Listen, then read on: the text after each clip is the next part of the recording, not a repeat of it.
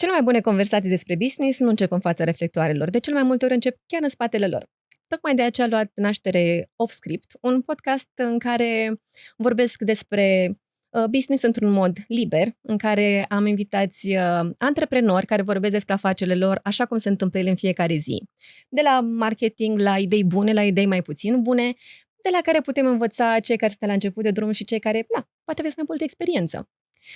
Astăzi am deosebită plăcere să am ca prim invitat o tânără puternică, care s-a îndrăgostit, dar nu oricum și nu de oricine, ci de o destinație. Este genul acel de persoană care vorbește despre o insulă, despre un loc și te face să ți se facă dor de el. Ei bine, Diana, bine ai venit! Bine te-am găsit. Ce faci, cum ești?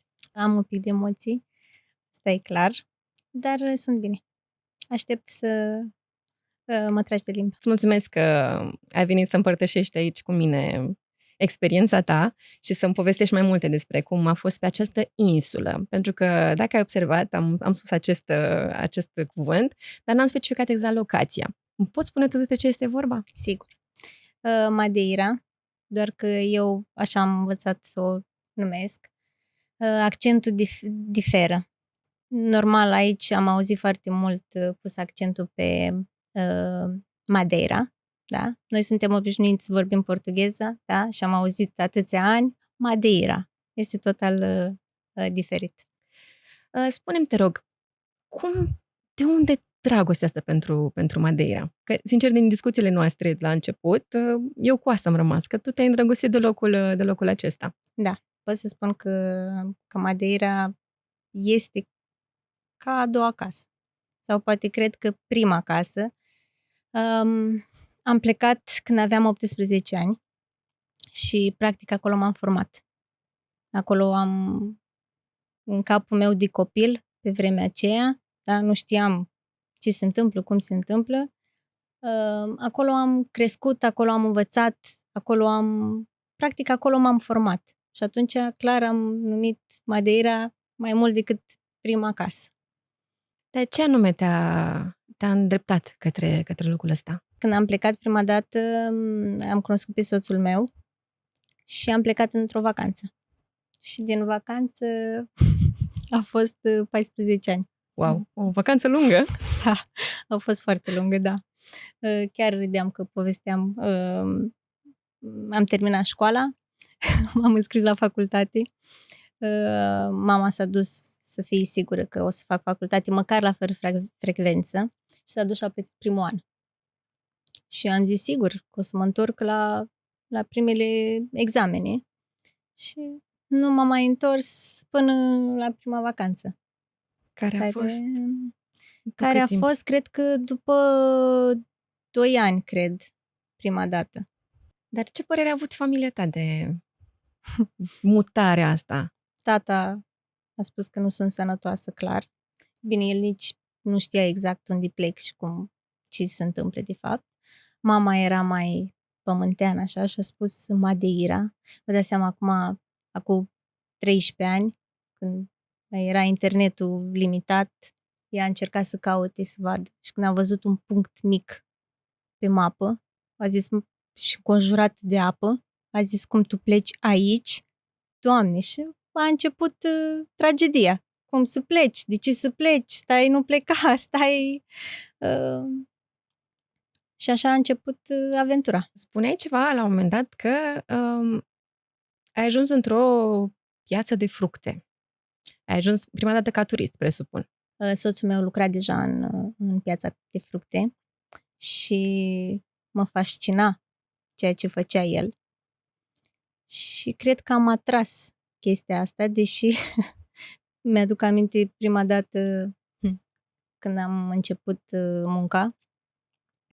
Practic, ei în piață acolo se cunoaște toată lumea cu toată lumea. El lucra de ceva timp și atunci când auzeai o informație sau ceva, știai sigur și se căuta pe cineva la vânzări, la partea de vânzări. Și mi-aduc aminte că mi-a zis, te duc eu într-un loc, sigur ai să reușești. Imaginează-ți eu care nu înțelegeam, în afară de bună ziua, nu știu dacă știam să zic ceva în portugheză.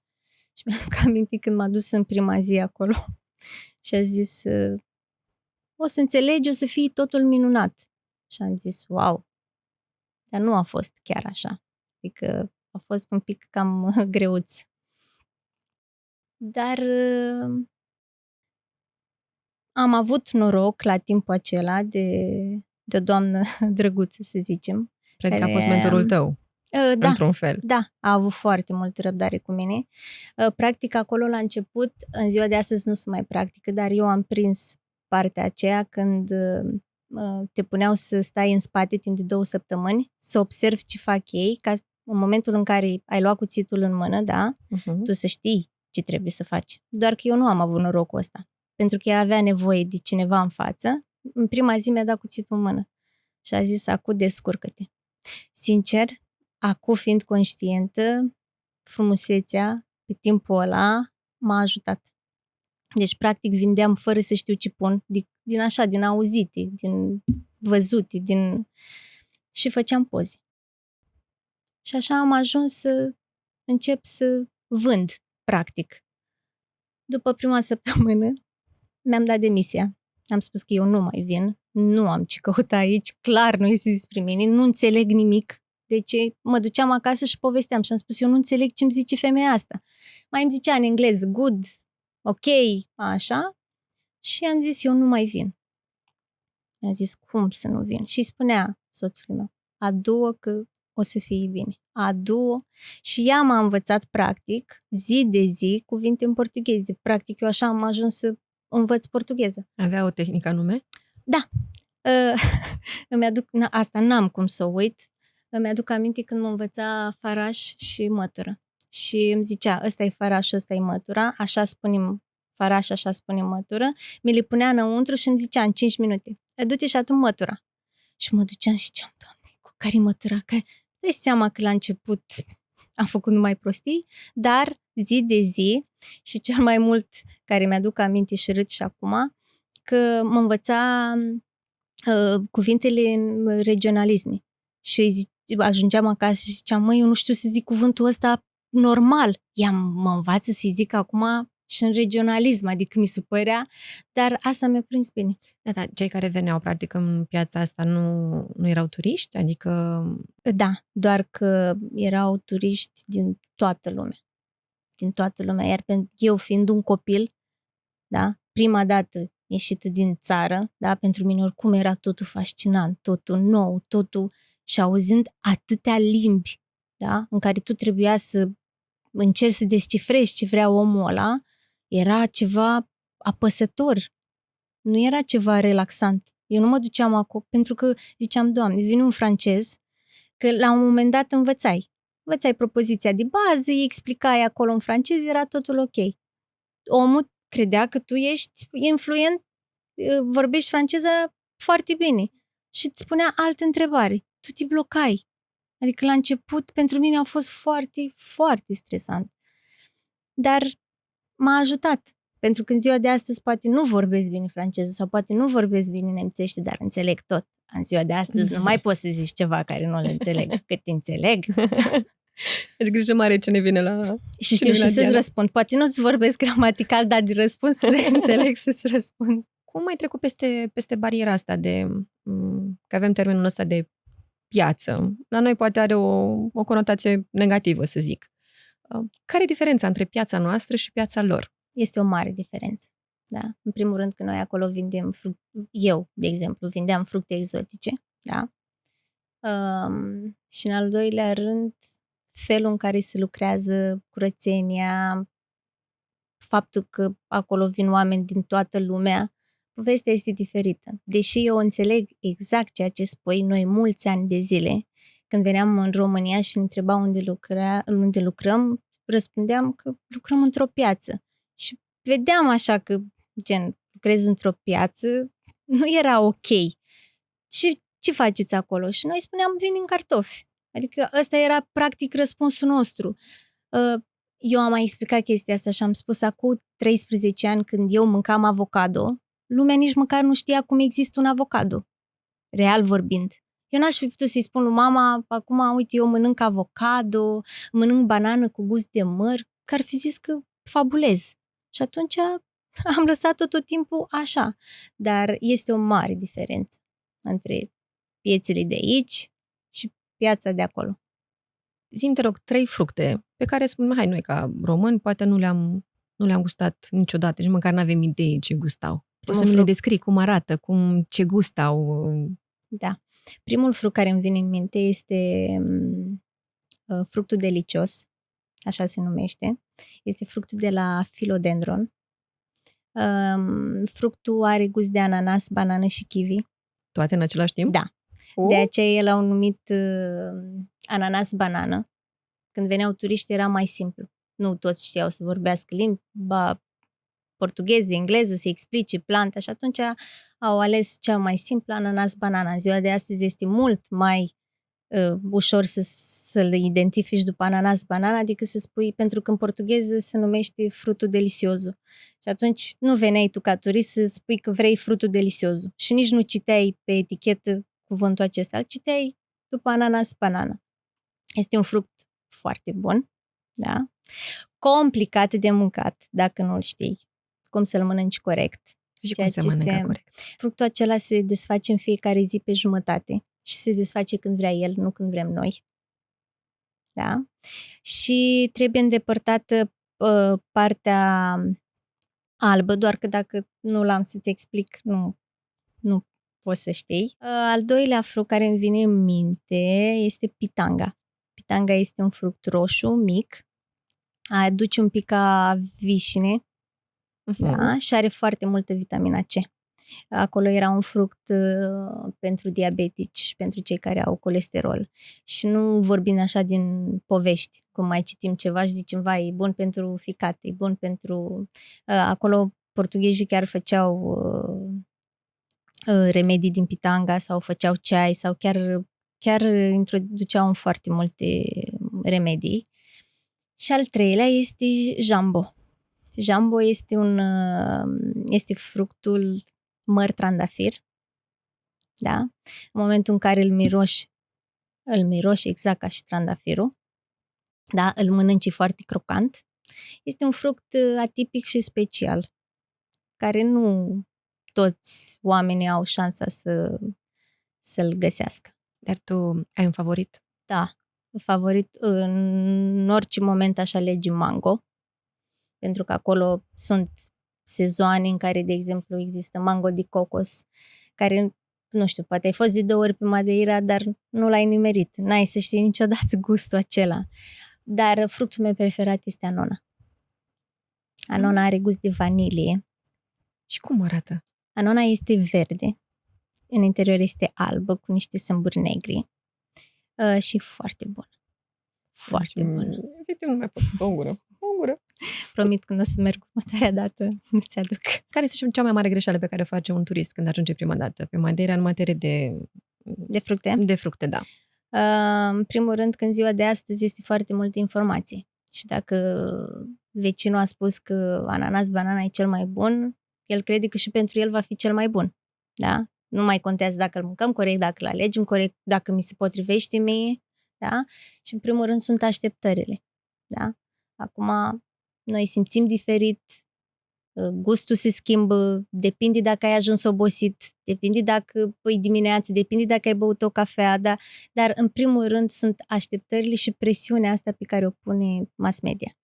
Adică tot ce există online și tot ce se întâmplă în online, asta contează foarte mult. Asta cred că e prima greșeală. Nu suntem naturali, nu ne lăsăm să fim prezenți, să avem răbdarea aia, adică și acolo ghizii, când era partea cu turul despre piață, veneau cu stegulețul, piața este din 1940, așa, acestea sunt magazinele, fructele, să mâncați banana normală ca să vedeți că este diferită față de ce este în România și lăsa acolo. Clientul avea 30 de minute timp să gusti fructele, el oricum vrea să facă și poza, copilul vroia să meargă la baie, soțul era supărat, el poate cumpăra ceva, nici nu știa, că ajungea acasă și spunea cine știe ce am cumpărat și era, gata, se terminase, asta era și clar că de aici pornim că nu este ok. Adică Madeira pe partea cu fructe pe care insist foarte mult, da? Chiar este specială.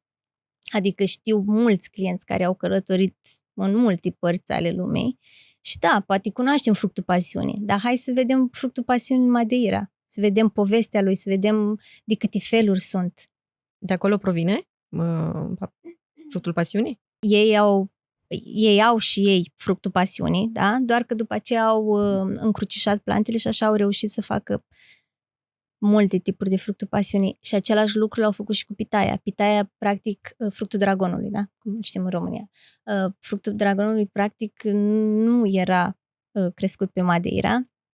Cineva a adus semințe, au făcut încrucișări și în momentul de față sunt 121 de specii de fructul dragonului. Și practic noi le știm pe astea basic, adică am tăiat, am mâncat, e alb. Am tăiat, e roz. Și niciodată nu ajungem să înțelegem că fructul dragonului chiar este bun. Doar că la fel. Dacă l-ai ținut la frigider, l-ai pus pe tarabă, l-ai ținut în soare, l-ai luat acasă, îl pui tu la frigider, până l-ai mâncat, s-a deci, dus. Practic, ce găsim noi acum în comerț, cei care aduc fructe exotice, Mai crezi că nu se compară? Mai ales ceea ce se întâmplă în România. Eu vorbesc aici, da, unde este așa, nu. Adică am văzut multe, să zicem, magazine sau diferite magazine, da, în care au încercat să aducă. Practic, lumea este interesată, este curioasă sau poate a fost într-o vacanță și le s-a părut că, wow, era fain, hai să-l încercăm și acasă. Dar felul cum îl conservă, felul cum, în primul rând, categoria care o aleg. Dacă tu ai ales pitaia cea mai ieftină ca și kilogram, eu înțeleg că nu toată lumea își permite, da? Atunci și gustul. Aici ce nu se înțelege, ceea ce noi punctam foarte mult acolo. Eu preferam să cumpărăm, nu știu, fructul dragonului galben, care este poate mult mai scump, da? Dar eu știam că în momentul în care tu ai gustat, tu ai să mai vrei. Degeaba eu cumpăr ieftin și îți dau fructul dragonului alb, da? Care data viitoare tu oricum nu ai să-l mănânci, pentru că nu-l mănânci corect. Ăla trebuie combinat cu alte fructe, și așa poți să-ți înveți copiii, care aici nu se pune mult accent. Dând așa un search pe TikTok, pe platformele de socializare, am observat că era acolo, am dat un clip și în comentarii se plângea lumea de preț, că fructele sunt scumpe. Care este rațiunea? Adică ce explicație le-ai da acestor oameni? Ca în orice business, să zicem, da? Clar trebuie să câștigăm bani. Deci de aici începem, da? Premiza, adică orice om care are un business trebuie să câștige bani, clar. Doar că oamenii nu înțeleg că în spatele unui magazin sau, nu știu, unui business, da, există multă muncă. Acolo se punea foarte mult accentul la comentariile astea, pentru că asta este oricând și oriunde să zice chestia asta cu prețul. Dar lumea uita că în momentul, de exemplu, dacă veneai la magazin la mine, da? Timpul, da? Eu nu veneam și ziceam, asta e 5 tipuri de maracuja, 3 tipuri de banane, tanana. Nu. Era timpul pe care ți-l acordam pentru că te respectam, da? Erau fructele pe care le gustai, da? Și în al treilea rând, dar cel mai important, era calitatea. Adică noi niciodată nu am lucrat cu, nu știu, să avem doar banană, să zic, cea mai normală, doar pentru că era 1 euro și ceva kilogramul. Adică tot timpul am preferat, chiar dacă aveam banană, nu știu, la 5 euro kilogramul, dar știam când ai gustat, chiar dacă nu gustai atunci pe moment, știam că o să te întorci. Și asta făcea diferența. Acum, ceea ce vorbim despre online și astea, știi cum e, că trebuie să moare și capra vecinului, trebuie să comentăm chiar dacă nu... Știi că ți-am și povestit că aveam la un moment dat, imediat eram aprinsă și răspundeam și ziceam, vreau să-mi arătați talonul că ați cumpărat de la noi. Imediat răspundeam. După care mi-am dat seama că nu are rost, adică omul... El nici nu-și amintea, crede-mă, nici nu-și amintea câteodată de unde a cumpărat. Pentru că acolo, noi nu ne imaginăm, acolo sunt mii de oameni într-o zi. Mii. Da? Imaginează-ți că avem în septembrie, când începe sezonul vapoarelor, coboară doar dintr-un vapor, da? 10.000 de oameni. Plus cei care vin cu avionul, plus turiștilor, oamenii care trăiesc acolo. Adică este ceva imposibil. Tu ești obosit, vrei să faci poza. Exact ce vorbeam, vrei să mai aduci aminte. Normal când ești acasă, relaxat, tu ți-ai adus aminte, nu știu, că ai cumpărat, habar n-am, și nu l-ai mâncat corect și clar ți s-a părut scump. Dar erau o grămadă de persoane care erau fascinați și ziceau, băi, chiar și dacă am dat, nu? Și poate nu-și permiteau. Băi, da, am făcut sacrificiu și acum, băi, da, s-a meritat. Asta depinde de percepție și de... Dar mă bucur că ai atins subiectul ăsta. Nu, uite, eu sunt unul din turiștii care coboară de pe vapor, da? Ce mă înveți prima dată? Deci dacă ai coborât de pe vapor, clar, primul punct turistic este piața. Așa. Deci dacă ai ajuns în piață, ai ajuns, în primul rând, în piață înveți despre fructe, despre flori și despre pești. Și aici e ceva fascinant. Adică despre fructe aș putea vorbi, nu știu, o săptămână întreagă și cred că tot am avea ce să... Se vede că ești foarte pasionat pe subiect. Da, pentru că și eu am călătorit la rândul meu și chiar am învățat să fac diferența și cred că în 13 ani de zile eu chiar am mâncat fructe, deși la început, crede-mă, n-a fost chiar așa. Și mi-aduc aminte că mâncam avocado ăla și ziceam, Doamne ferește. Și acolo îmi spuneau portughezi cât îi pune avocado și cât e sănătos și îți dai seama, aveam câte 7 soiuri de avocado. Și ziceam, Doamne ferește, cum puteți să mâncați așa ceva? Adică, dar era ceva, wow! Dar cum reacționau copiii, spre exemplu? Sau tu cum abordai copiii? Deci sunt fascinată de copiii care puneau întrebări, care spuneau, vai, să știi că am fost și eu, nu știu, în Colombia și am mâncat fructul pasiunii, dar acolo avea doar un fel sau două, dar aici tu de ce ai 10 feluri? A trebuit, bineînțeles, să-mi fac temele înainte să te chem aici alături de mine și am văzut că au venit la tine persoane destul de, adică chiar cunoscute de la noi din țară, ca Delia, Cătălin Botezatu, Dana Săvuică, dar mai ales cei care chiar ne interesează pe noi, că sunt la nivel de travel, cei de la Hai Hui în 2. Cum au ajuns ei la tine? Sau spune-mi povestea cu ei. Cum te-au abordat? Hai Hui în 2, eu sunt fana lor cea mai înrăită. Îi cunosc de când aveau, cred că, 5 urmăritori. Și mi-aduc aminte că exact în Madeira eram când au pus anunțul la București cu 2 tineri și au vândut tot și au plecat în lume. Și mi-aduc aminte că îi spuneam lui mama, care era în vacanțe la mine, și am spus, mamă, tu îți dai seama ce liberare, ce viață faină au acum, deși poate pentru toată lumea le se pare o nebunie, zic, acum cred că e ceva. Și cu o seară înainte să vină la piață, chiar mă uitam la ei, la video, ei erau în Antarctica. M-am dus la piață, așa, și mi-aduc aminte că am ieșit din magazin, Ion filma la noi la magazin, dar eu nu l-am văzut și am văzut-o pe Andreea, care era așa ca o floricică și se uita la banane.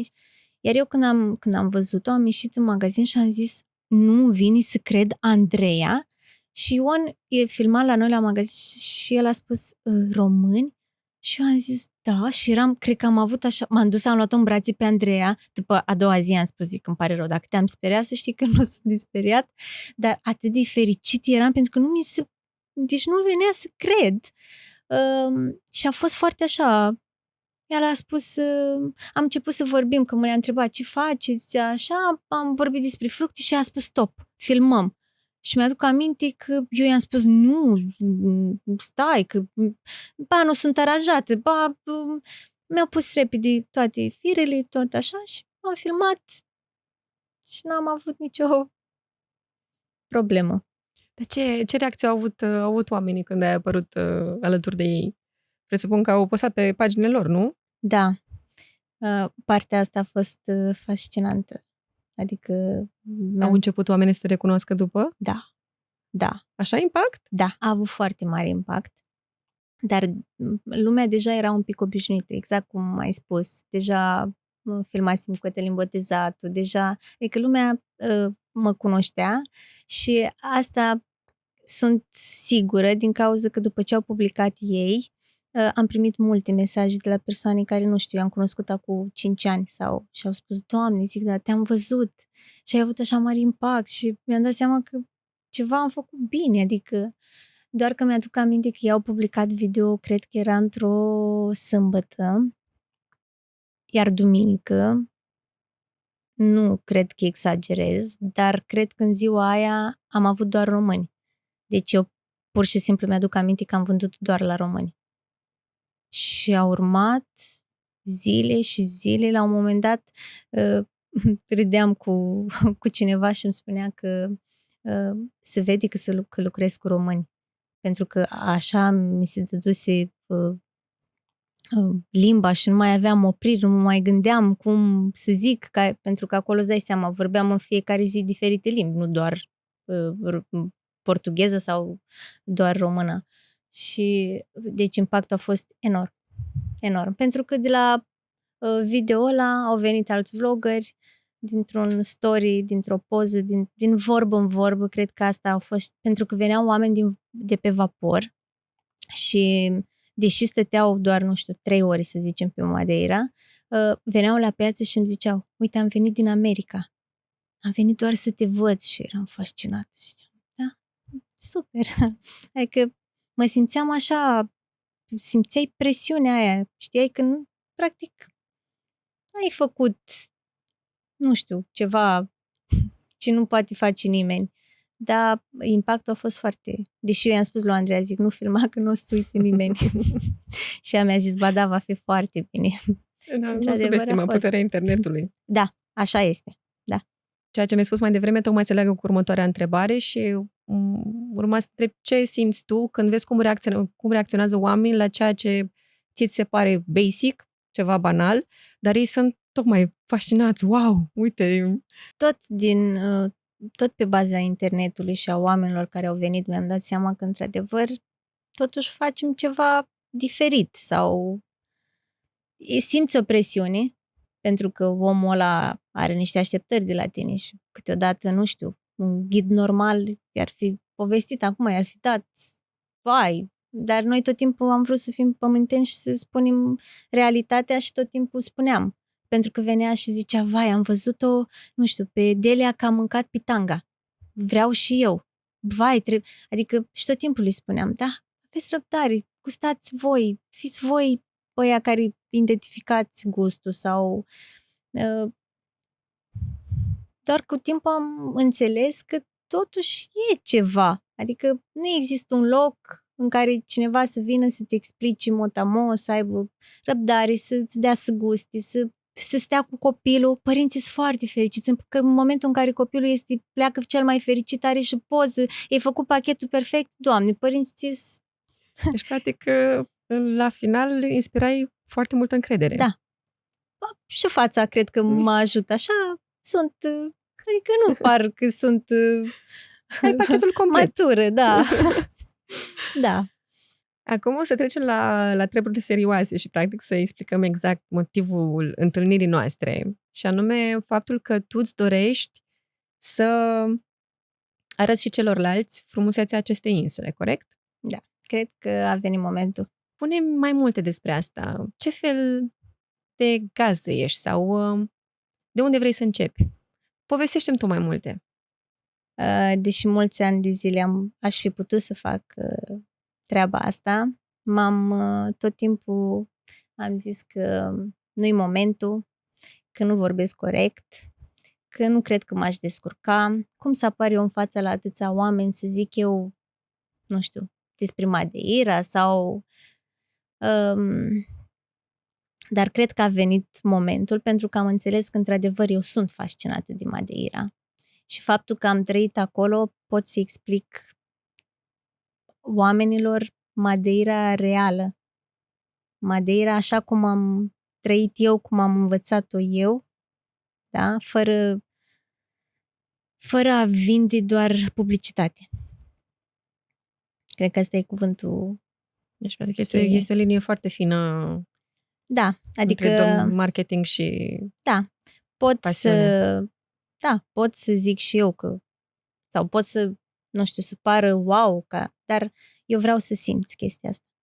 Adică nu mă ajută nimic pentru nimic să vii, să bifezi, să faci poze și dacă ai plecat acasă și te-ai uitat la poze și nu știi exact dacă ai fost în nord, dacă ai fost în est, dacă ce ai mâncat, unde ai mâncat, astea nu ajută. Adică chiar îmi doresc să fac ceva în care omul să fie prezent. Cred că ăsta e cel mai important, cel ce am văzut, ce îmi dădeam eu seama în atâția ani în care vedeam oamenii atât de agitați și atât de... Pentru că omul în vacanță nu este prezent. El vrea să bifeze tot. El vrea să meargă oriunde, vrea să vadă ce-a văzut și vecinul, vrea să facă poze. Poza nu e și bine, părul nu i-a stat ok, cadrul nu e ok, culorile nu sunt pe fundal. Dar într-o vacanță, practic, sau ceea ce îmi doresc să fac eu, este de a fi prezent. Cred că asta e cel mai important. Crezi că este ceva magic la Madeira? Pentru mine este.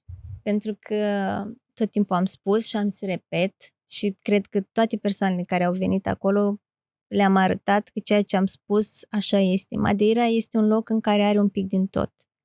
Da? Curățenie, siguranță, mâncare bună, peisaje, natură. Tot timpul când călătorim, mai ales eu care am fost un copil și prima mea vacanță sau prima mea ieșire din țară a fost în Madeira. Unde în Madeira și în ziua de astăzi, toate străzile seara se spală cu apă și cu săpun. Și nu contează dacă ești în centru sau dacă ești printre blocuri. Adică. Și normal, când am călătorit și eu pentru prima dată în altă parte, Doamne, deci găseam numai minusuri, numai... Iar cu ani, faptul că ei au menținut chestia asta, chiar pot să spun că Madeira întrunește cam tot. În afară de partea cu plajele, nu suntem așa renumiți.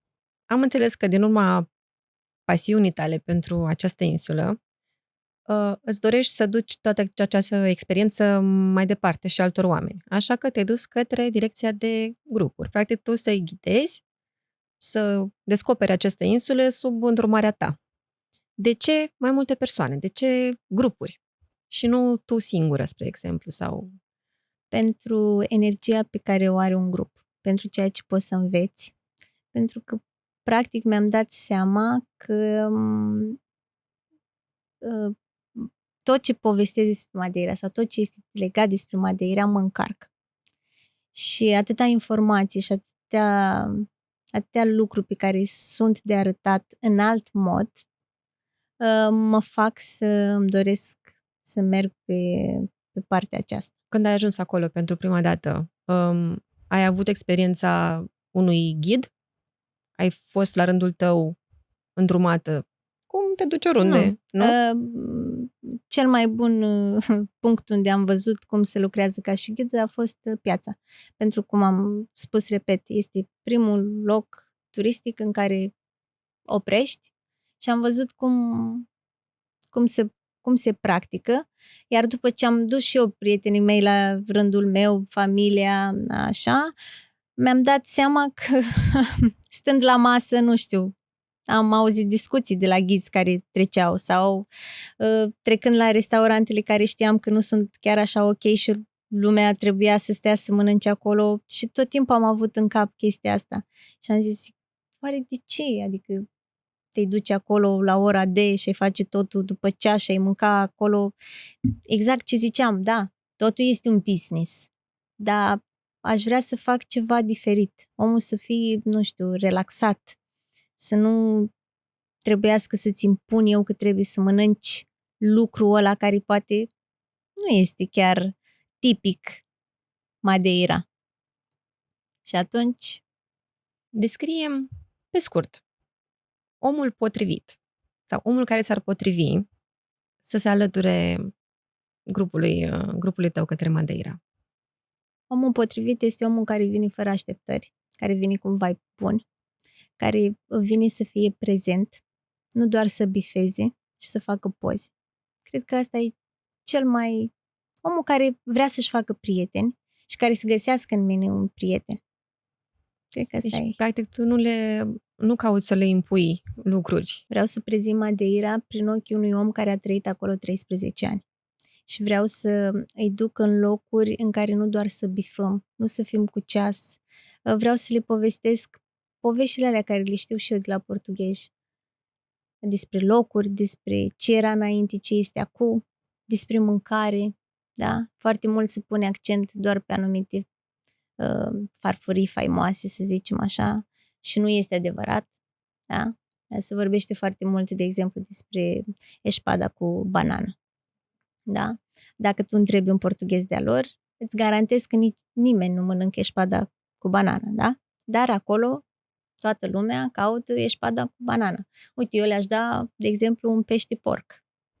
Așa se numește, da? Și are gust foarte bun de pui, adică aș merge pe alte principii. Nu aș merge pe totul care vedem pe internet sau pe TikTok sau...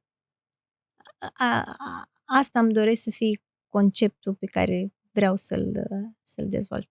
Practic, tu vrei o să folosesc cuvântul acesta, că n-am încotro, vrei să vinzi o experiență, Exact. nu doar o excursie pe care să o bifezi. Vreau să vând, exact. Omul când a plecat de la mine să spună că a fost ceva diferit, că a simțit ceva diferit. Și chiar să se reîntoarcă, de ce nu?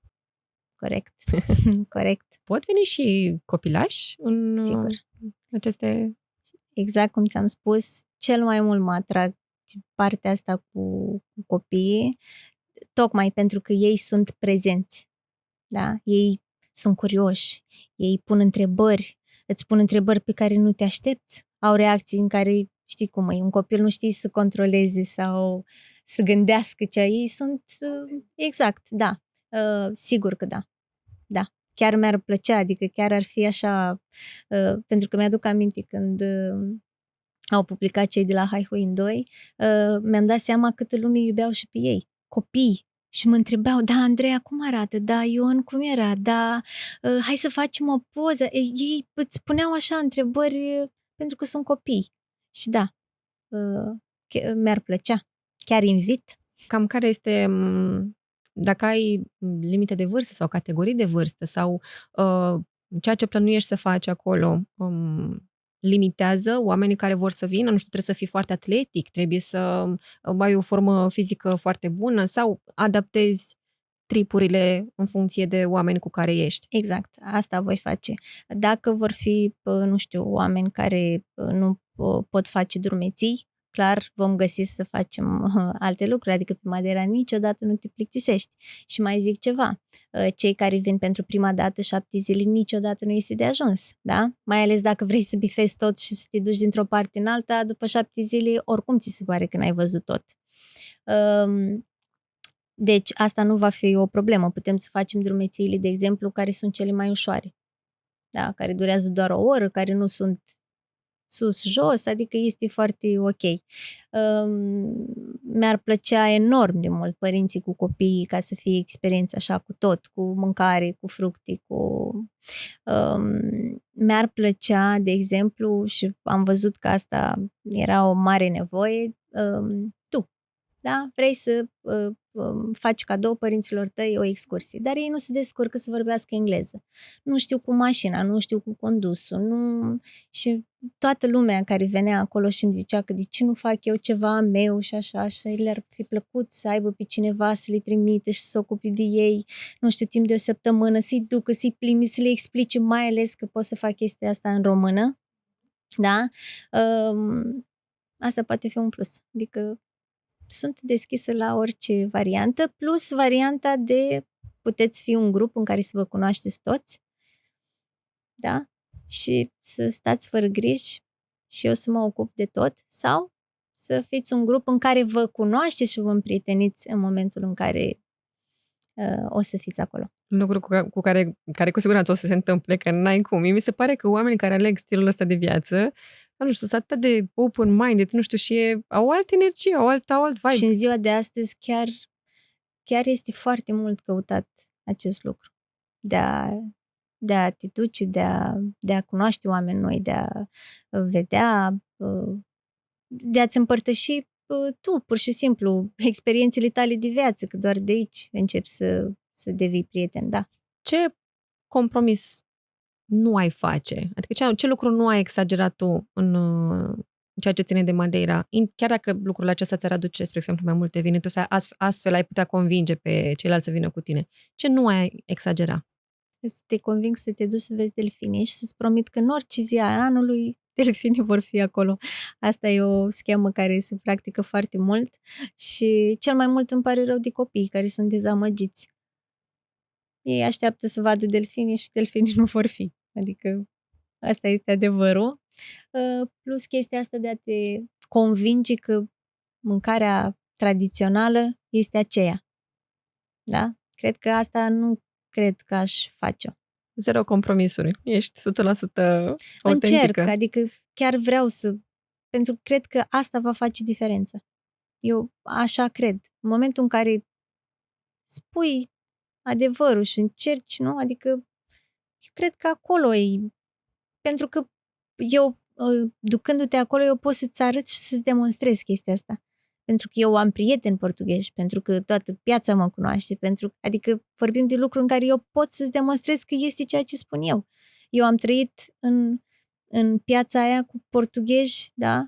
Care, practic, acolo afacerile sunt de la familie la familie. Eu am auzit povești care m-au fascinat, după care eu tot am mai întrebat, tot m-am dus să văd, așa este, m-am fost și eu invitată la unul acasă, la altul acasă, am văzut poze, adică sunt chestii care eu te duc să te conving să le vezi tu, nu doar din poveștile mele. Iar când ai ajuns acasă, eu vreau să spui exact ce ai văzut tu.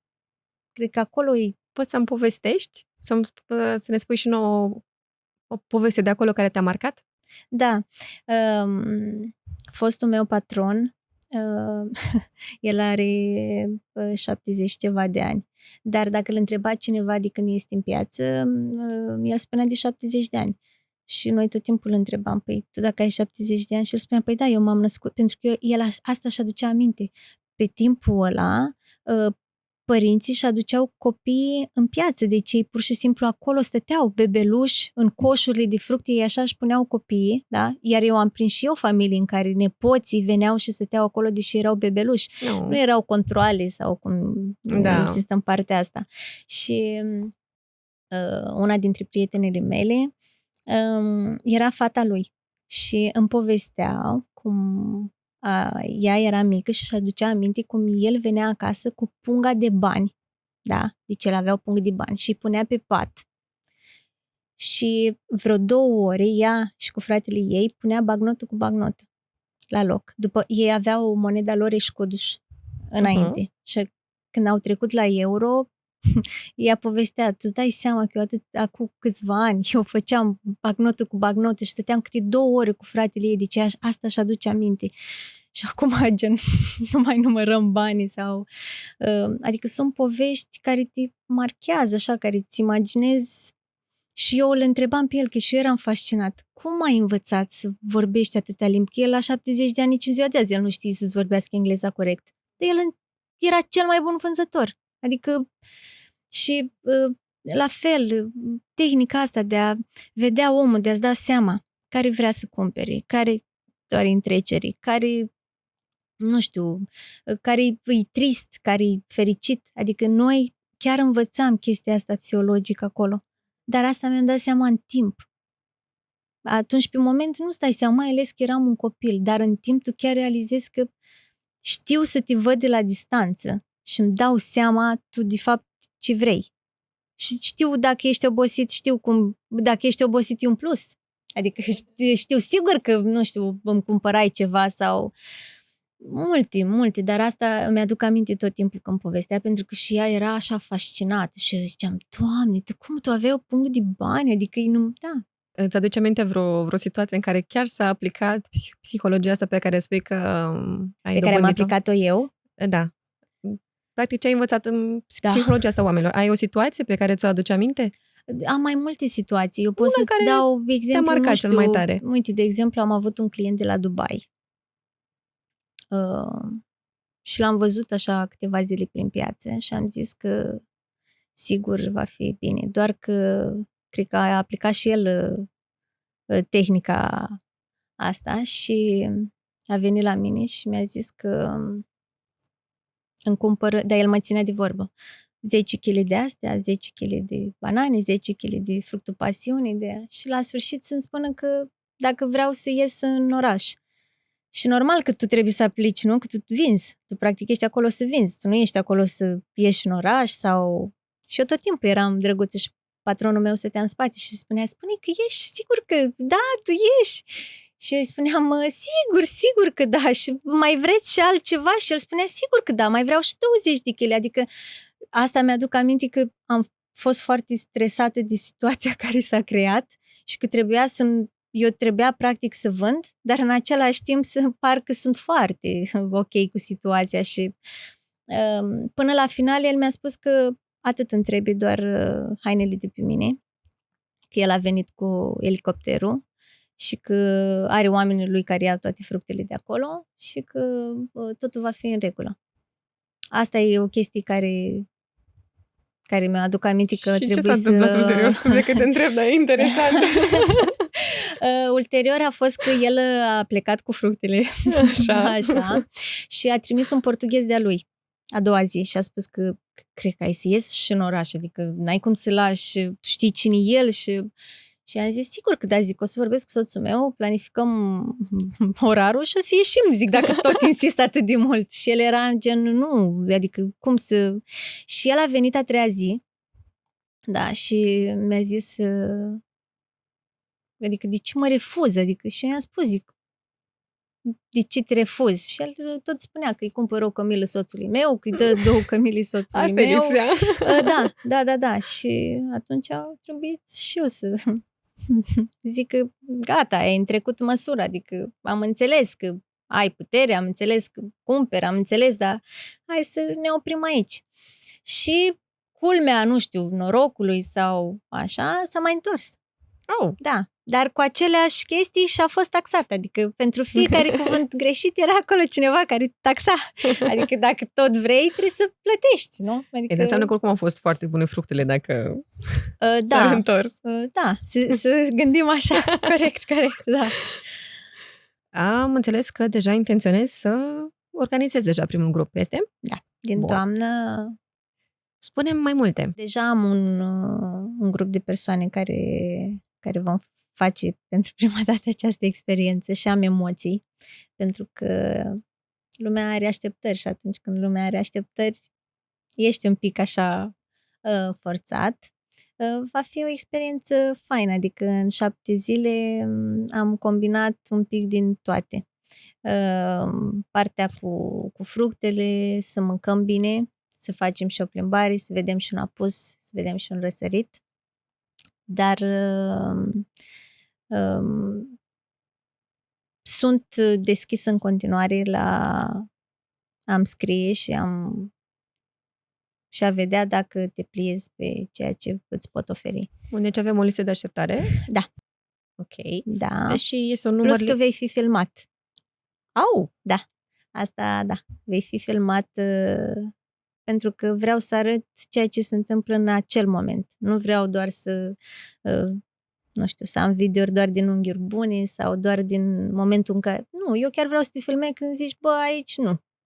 Sau uite, asta nu mi-a plăcut. Adică vreau să arăt și partea asta. Nu. Și o să împărtășești cu cei din online toată experiența? Da, așa mi-am propus. Acum sper să-mi iasă, dar asta mi-am propus. Dar spune-mi, este un număr limită de persoane pentru grupuri? Aș vrea să mă rezum cam la 10 persoane, 8-10 persoane, din cauza că vreau să mă ocup de fiecare în parte. Adică vreau să toată lumea să fie văzută. În momentul în care treci de acest număr de persoane, deja începe să fie un haos. Și pe partea cu transportul și pe partea cu restaurantele, prefer să am mai multe grupuri într-o lună, decât să combin toate 20 de persoane, de exemplu, într-un grup. Deci, așa mi-aș dori. Și vei avea un ajutor sau ești tu singurică? Eu sper să am mai multe ajutoare, sincer, ca să pot să fac ceea ce promit. Clar că nu pot să fac totul singură. O să am și oameni de acolo care o să mă ajute, dar în general mă descurc, ce să zic. Dar clar, Ca să te ocupi și să fii tot ok, trebuie să ai oameni de acolo, plus ce luăm noi de acasă, clar. Și că mi-a rămas în minte o vorbă de-a ta, că ești tu organizată ca să... Ca să fii tu relaxat. Da, corect. Asta Da. trebuie să fie motoul tripului. Da, asta mi-aș dori. Chiar vreau să simtă lumea. Și în primul rând vreau să fii prezent. Eu cred că asta e ceea ce simt eu că lipsește. Așa că cineva ia ține telefonul prea mult în mână, îi dai peste mână. Nu, dar nici așa, adică eu nu vreau să fiu stres, dar vreau ca omul să înțeleagă că, păi, el când a ajuns acasă, adică să-și aduc aminte așa cu drag, nu să zică, da, cred că cred, nu știu, adică, și păi, în momentul ăla în care trebuie să fii relaxat, că de asta ești în vacanță, nu? Acolo ai uitat că te-ai certat cu soțul, cu vecina, cu prietena, adică hai să ne bucurăm, să fim prezenți acolo și să ne aducem aminte. Nu știu, peste câțiva ani când ne întâlnim să știm ce să povestim. Eu asta îmi doresc. Nu să fie doar un lucru de bifat. Care este cea mai frumoasă perioadă din an în care se merge acolo? Sau, unde tu, că ai trăit atâta timp acolo, care ți-e preferata ta? Sfârșitul de an. Deci mie mi se pare ceva magic, dacă putem spune așa. În afară de a spune că câți bani se investesc la focul de artificii, pot spune că focul de artificii durează 30 de minute, este dat pe muzică, da? Și poți să-l vezi la 360 de grade. Adică focul de artificii nu există doar într-un punct și acolo ne uităm cu toții. Acolo te simți exact ca într-o poveste sau, nu știu, la Disneyland, unde vezi numai luminițe de jur împrejur. Și cred că asta, nu știu, am mai văzut doar în Australia ceva care să fie atât de impresionat sau, da, în Europa, nu. Și nu spun doar pentru că am trăit acolo sau că vreau să impresionez. Sfârșitul de an pe Madeira este ceva magic, în care poți să stai pur și simplu acolo în centru cu toți oamenii, poți să-l vezi pe vapor, poți să-l vezi de la munte, adică am încercat timp de 13 ani, chiar am încercat, pentru că cred că doar o singură dată am ratat sfârșitul de an și am venit în România. În rest, eu nu mi-aduc aminte să fi ratat vreodată. Ce frumos! Da. Și vara, oceanul, cred că e un punct important. Eu am fost la mare toată viața și am fost și odată în vacanță în Turcia la all inclusiv și mi-aduc aminte că dacă noi eram obișnuiți toată vara să mergem să notăm în ocean, când am intrat am zis nu, aici nu e din noi, adică clar, nu. Cine este învățat cu oceanul nu mai treci la mare, adică să fim serioși. Dar sfârșitul de an, da. Ai spus ceva mai devreme de all inclusiv. Este Madeira despre all inclusiv? Nu, deci asta chiar să se înțeleagă, Madeira nu este despre all inclusiv. Da, în Madeira poți spune că ai un all inclusiv, dar nu trebuie să gândim ca all inclusiv, adică nu vii să faci parte zi de zi, da? Da, ne distrăm, ok, oricum, mergând toată ziua, că lumea așa de acasă, știi, nu-și imaginează, dar acolo, stând un pic așa în mașină, dintr-o parte în alta, plus că e zona aia muntoasă, treci la căldură, la sfârșitul zilei tu chiar ești obosit, adică nu ești așa, nu știu, relaxat, să te mai duci tu la hotel să mai stai încă nu știu câte ore până dimineață. Plus că Madeira, pe partea asta de distracție, discotecă sau așa, anunț de pe acum, doar sâmbătă. Deci ca să știți, da?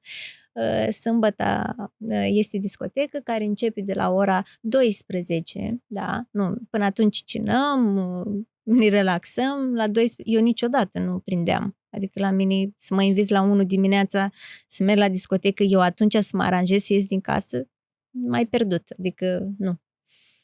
Deci partea asta nu. Vara, da, sunt locuri în care sunt concerte, sunt petreceri pe plajă, pe plaja lor, la care o au.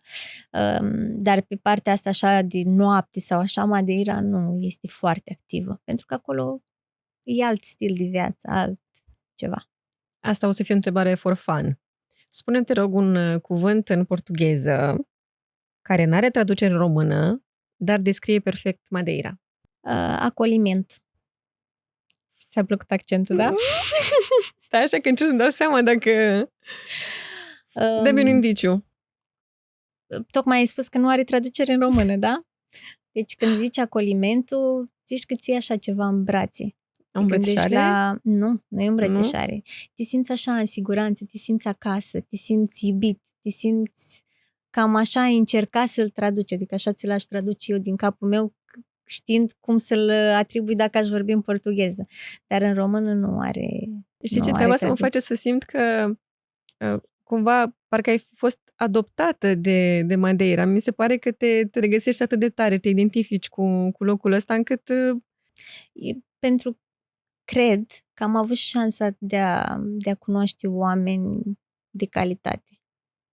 Nu au fost cum au fost alții care au plecat în afară și au simțit greul ăla, nu știu, da, simți că ai plecat de acasă, simți dorul de prieteni, de mâncare, sincer, doar în primul an, atât, când toată lumea mă punea să mănânc lucruri diferite, dar în rest nu am simțit, pentru că am avut norocul să întâlnesc în viața asta foarte mulți oameni de calitate și am învățat multe chestii, am trecut prin multe experiențe, de la, nu știu, am învățat cum să bei, ce să mănânci, cum să mănânci. Imaginează, practic, eram un copil și mă duceai să mă impresionezi tu care erai, că acolo așa funcționa. Te cunoștea omul, te plăcea, ieșim într-o seară, vino aici, că așa am și învățat locurile, nu? Da, Madeira, într-adevăr, nu știu, și are ceva special. Dar cred că doar cei care se duc acolo pot simți chestia asta. și de asta trebuie să te leagă pe tine. Corect. Deci eu încerc, nu vreau să promit, dar chiar vreau să fac ceva diferit. În momentul în care omul se întoarce de acolo, să-și aduc aminte cu drag și să zic, băi, chiar a fost ceva diferit. Unde te găsim? Unde te găsim pe rețele? Sub ce nume? Sunt la început, dar am pagina mea de Instagram, Madeira prin ochii Dianei. Pe TikTok la fel, pe acum încep, dar acolo promit că o să fiu foarte activă. Te ajut eu. De-aia ți-am și spus că o să încep, adică va fi filmat tot parcursul ăsta de 7 zile și să înțeleagă lumea practic ce o să fie și cum o să fie. E musai să fii activă non-stop, practic să pui tot. Trebuie să Da, documentăm tot. o să încerc. Învăț și eu de la alții mai activi și mai buni. Dar, practic, pe Instagram și acum să vedem cum o să funcționeze și TikTok-ul, dar pe Instagram cine mă cunoaște deja și știe și nu exagerez, dar eu am și 2 mâini stângi, trebuie să recunosc, și chiar acum câteva zile am descoperit, ca să nu zic 50 de mesaje, dar am descoperit care le aveam în spam, în care îmi scria lumea: bună, mai lucrez în piață, bună, sunt pe Madeira, te găsesc, și eu am zis, Doamne, zic, eu nu cred așa ceva, de-aia vreau să promit că o să fiu foarte activă pe Instagram. Da, acolo puteți să-mi scrieți, acolo puteți să-mi cereți informații, acolo putem vorbi despre prețuri și despre pachetele care vor fi. Eu ce să zic, pe mine m-ai convins 100%. Deci, nu știu dacă în toamnă, dar la următorul cu siguranță mă alături. Te aștept cu drag. Și vin și cu 2 copii, că n-am de ales. Asta e, ți-am spus că cred că o să fie punctul meu forte. Eu îți mulțumesc din suflet pentru prezență, pentru informații, pentru emoția pe care a transmis-o, că eu știu că noi am mai avut discuția asta, poate nu chiar atât de detaliată, dar recunosc că am avut aceeași emoție, ca la început. Și am insistat să-ți păstrezi autenticitatea ca și cei de acasă sau cei care nu urmăresc să simtă aceeași emoție. Deci îți mulțumesc și sper din tot sufletul meu să alăture cât mai mulți oameni să fie acolo alături de tine și să descoperi Madeira prin ochii Dianei. Și eu îți mulțumesc de invitație și îți mulțumesc așa că m-ai ascultat și știu că te-am întrebat că dacă ceea ce visez eu crezi că este realizabil și mi-aduc aminte că mi-ai spus că da, că ai simțit emoția asta și mi-am dat seama că, într-adevăr, de când sunt în România, eu practic doar despre Madeira vorbesc. Și atunci chiar îmi doresc să împărtășesc și să fie așa experiențe de viață pentru toată lumea. Și e bine să dea șansă la orice vis pe care l-ai. Da, eu îmi doresc să dea Dumnezeu. Să auzim de bine și chiar așteptăm să te urmăresc cu foarte mare interes. Da, deci nu uitați, prin ochii Dianei. Pe TikTok, pe Instagram, dăm acolo follow ca să crească pagina. Mulțumesc frumos! Eu îți mulțumesc! Dragilor, it's a wrap. Ăsta a fost primul episod al podcastului Off Script, în care teoretic vorbim despre avem business talk, dar fără script, fără scenarii. Dar vor mai veni și altele. Așa că nu uitați ca un rezumat al episodului de astăzi, să o urmăriți pe Diana. Încă o dată, Madeira prin ochii Dianei, pentru că cu siguranță o să aveți parte de o experiență pe care nu o să o regretați.